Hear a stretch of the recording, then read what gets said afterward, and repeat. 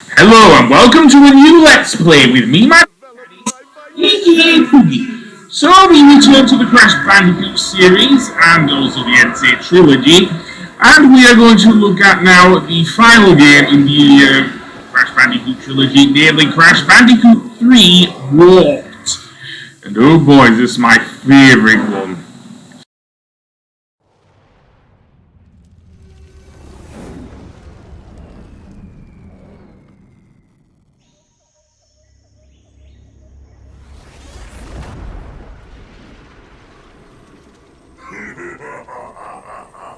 Free at last.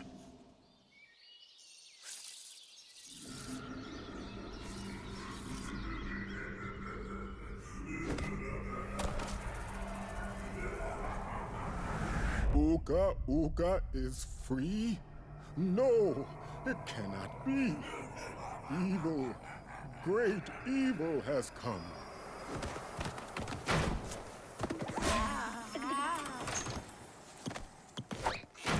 None have dared fail the great Uka Uka even once. But you, Cortex, you have failed me twice. Great Uka Uka! It was that infernal Bandicoot! From deep inside my temple prison, I sent you simple instructions to follow. But you lost the gems, you lost the crystals, and I have lost my patience. There is now no other power source left on this planet. I know we've had a few unfortunate setbacks. And failed.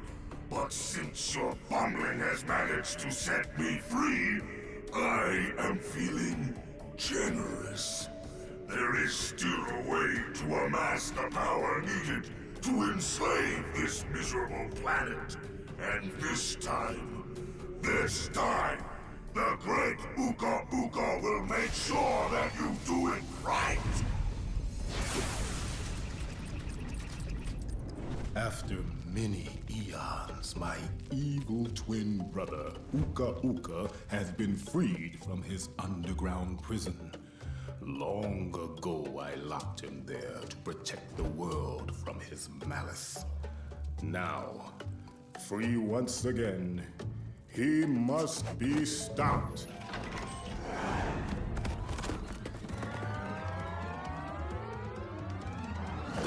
Children, Uka Uka and Cortex plan to use this time-twisting machine to gather crystals that lay scattered across time.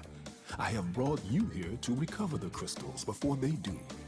To open the time portal, simply stand on a button and then jump into the portal. Good luck. So, this is going to be our warp room here in Crash 3, which is, of course, the Time Twister. And indeed, this is where most of the game takes place. Indeed, and our goal is to collect all 25 crystals. Just like with Crash Bandicoot 2. And also, like with the rest of the Insane trilogy, you can play as Coco. However, there are also some levels you cannot play as Coco. Conversely, you can't also do some with Crash. Anyway, let's go to the first level, Toon Village. Crash, crash, crash. Why must you always muck in my mud? Oh, look! I have a mask helping me, too. We will find out which one is more powerful soon enough. I actually like how Uka Uka actually stares at Cortex and gives a weird look to Cortex there. Seriously. It's like, didn't I say that I'm the senior partner in this relationship? Okay, that comes out wrong, but yeah, Uka Uka is the boss of Cortex, not the other way around. And the way Cortex said it, yeah, it's Crash, who's quite an imbecile. Well, he probably doesn't know any better. Anyway, yeah, Toad Village is the first of the medieval levels in Crash 3, and it is very, very good indeed. And it's a very nice starting level as well. And unlike with the other versions of, dare I say, like Crash 2, I think most of the songs in Crash 3 have been decently remastered. Yes. Another thing of note, we will still have the bonus levels, and they are very important if you are to get all of the gems. So yeah, they only appear, however, in certain levels. So it's mostly platforming levels, so yeah. So, with that said, yeah, what you see is what you get. And they do get harder, just like with the previous Crash games. So yeah, another thing of note, unlike with the previous game, they play a variation on the theme song, which is honestly one of my favourite versions, or one of my favourite Crash themes in, dare I say, the franchise. It does get reused, however, in the, I can't say really the next game now, but especially since now Crash Bandicoot 4, It's About Time has been pretty much been revealed as a game. But yeah, beware of the frogs, they can jump on you. As I say, I do have 2 Aku Aku masks, so that isn't a problem, but if you're very low on health, it does get a bit glitchy, even within the Insane Trilogy version of the game, because they can home in on Crash and easily lose him, I think, even at this early stage in the game. So yeah, and would you know it, I've actually got a gem! Yes, for getting all the boxes, I've got the box gem for this level. So with that done, let's return to the Time Twister, and indeed, well, let's see Crash do the Crash Dance. It may not have been look as great as in the early 90s, but hell, Crash is insane, so who am I to judge? So, late 90s should I say, so where should I go next? There's Orient Express. In fact, I will go to that level out of order. You can do any of the levels, any of the 5 levels within an area in any order. I'm going to do Orient Express because I actually like the Pura levels, and yet it does introduce us to Pura, the little baby tiger. And unlike with Crash and dare I say, both the Warthog and Pura, it seems that Pura is more than willing to let Coco ride him. Yes, I think there's a difference there. Probably because unlike Crash, Coco is actually quite smart, so maybe that's why. I don't know. I don't know how time travel works within the Crash universe. I should do, because the next game, I guess, that Activision is putting out, well, besides Crash Team Racing Nitro Fueled, of course, which I guess was the next Crash game that,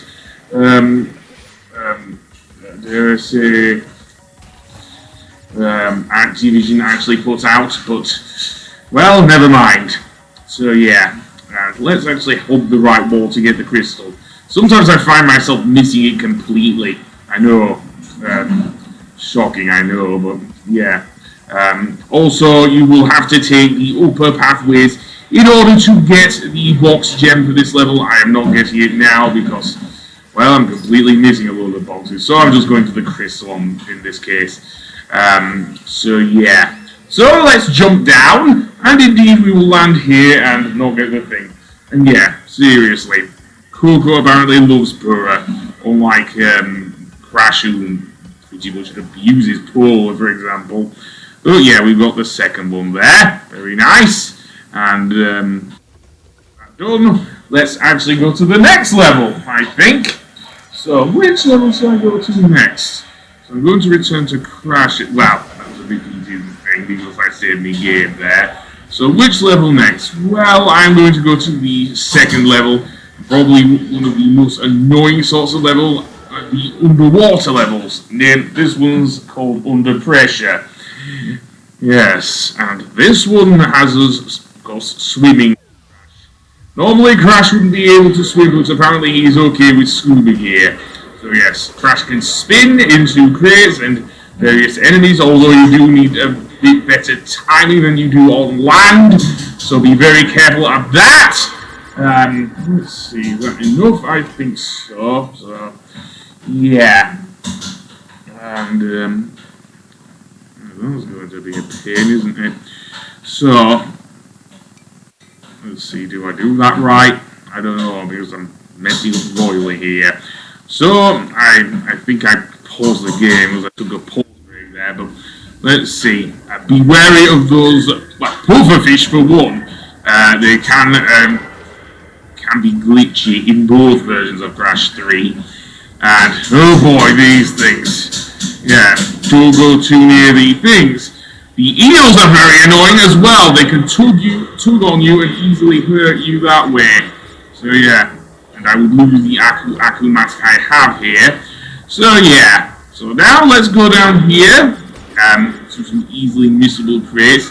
Seriously, the lighting is a lot different than on the original PS1 version of Crash Bandicoot 3 Warped. I believe that because of, well, it was the third game and that's what it came out as over here. I know in America it was just simply Crash Bandicoot Warped. And indeed that's how it is pretty much announced in the Insane Trilogy, so I don't know, man. But, yeah. Another thing about these submarine things, you can launch torpedoes by pressing the X button, and you can press the circle button to give it a sort of mini charge.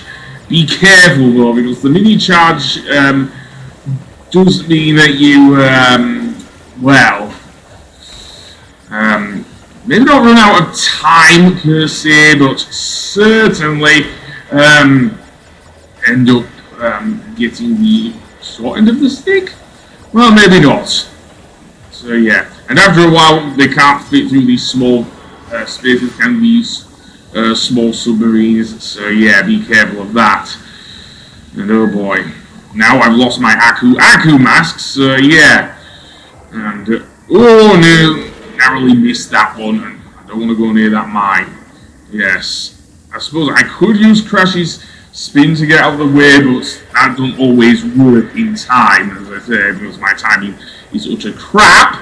But nevertheless, let's get through here and we destroy the crates, blah blah blah, and get rid of Mr. Shark. Sorry about that. I had well, never mind. Important engagement, let's put it that way. And there you saw me lose the thing, so I can't get the, or maybe I can because I died to that mine. Again, I'm not sure if I intentionally spun into that mine, but, yeah, that's what happens when you lose the submersible, submarine thingy that you ride on, so yeah. You can actually spin the eels. Yes, you can, so long as that you are above them. That's important.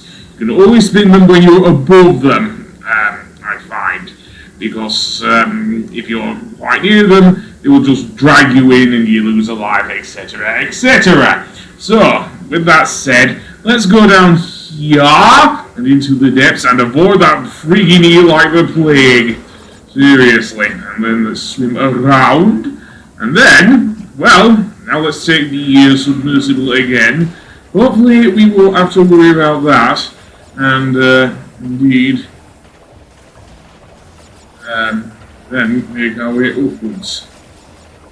Yes, and let's just say the charge maneuver can be a bit iffy, in my humble opinion, so be careful with that as well. So, let's go down as far as we can, and then bash through the blocks. The mines. And yes, the submersible can actually destroy the mines pretty easily. The actual area where the thing... Okay, I did get the gem there. Pretty good. And now do we get anything from Aku Aku? I know he says something about gems a little later, but apparently not. So yeah, so we have a thing there, and... Oh, another one! Very nice! So now I'm going to do one more level before I finish, I think. Yes, and don't worry, I am still doing Super Mario Odyssey, it is just that... Uka Uka and Cortex want tiny get crystals and bring them to Big Color Sea.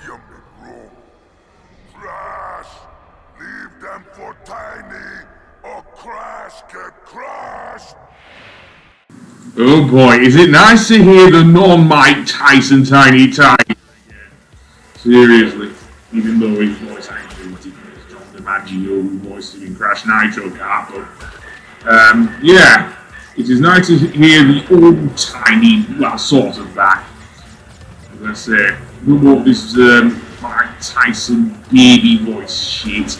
Anyway, that being said, we are in Boneyard with Coco, and the chase segment is in these prehistoric levels. So yeah, because the thing that chases us this time is a giant Triceratops, which is rather confusing because I know for a fact Triceratops are herbivores. So I don't know if they're why they're chasing down the thing, although what does happen is that they actually stomp on the Crash or Coco. They don't eat him, so maybe that's why they just want to stomp on Crash and Coco. Another thing of note, the pterodactyls that are strewn around the chase areas, they will kill you, or except for one, and I'll get to that a little later on, as I say. So for now, what I want to do is carefully make my way around here. Again, you can actually run away from the TNT boxes in Insane Trilogy. It isn't a problem per se, because you can run away and they will be automatically added to your total. I don't think that was the case in the original, certainly not Crash 1, anyway, on the PS1. And there you see a strange outline with a blue, red outline, sorry. And that is actually a gem platform, yes. And yes, the coloured gems make their return in Crash 3 as well. They do. And indeed, you can unlock other gems in the game by doing so, although there is somewhat of a catch, but I'll get to that a little later. So yeah, the annoying thing I find about these prehistoric levels is that there are Cortex minions swimming about in the primordial soup below, so be careful of those guys. And I can't always spin them. That's in both versions. I can't always spin the Cortex minions that are lurking about in the primordial ooze. Seriously, it's very annoying.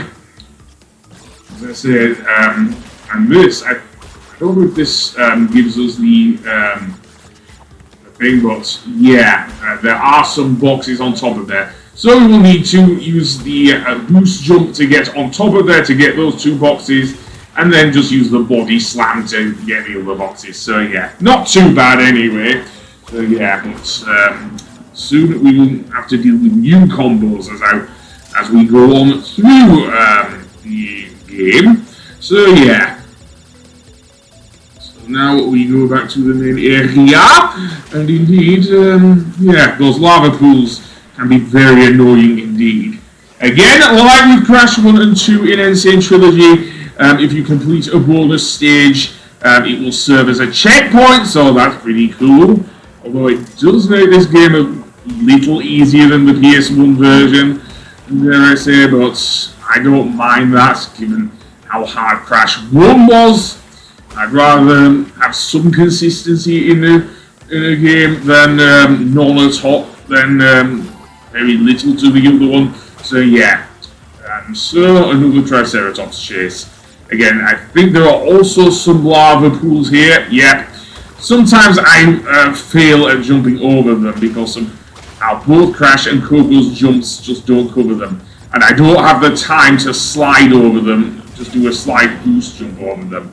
As I say, because, as I say, I'm being chased by a freaking dinosaur, aren't I? So I can't do much with that, can I? So, with that said, let's continue and jump. Oh, get our ass burnt! Yay! So let's continue and not get our ass burnt, thank you very much. I do not want to deal with you, Mr. Triceratops. No, I do not, and you get out of the way, buddy. So spin, spin, spin, get that, and get out of the way.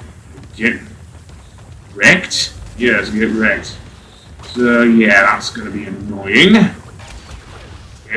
And let's get the thing there, and indeed, let's go into the warp, and we are done. So yeah, so on the next episode, we will actually fight the boss of the area, Tiny Tiger. So until then, I will see you later. Goodbye!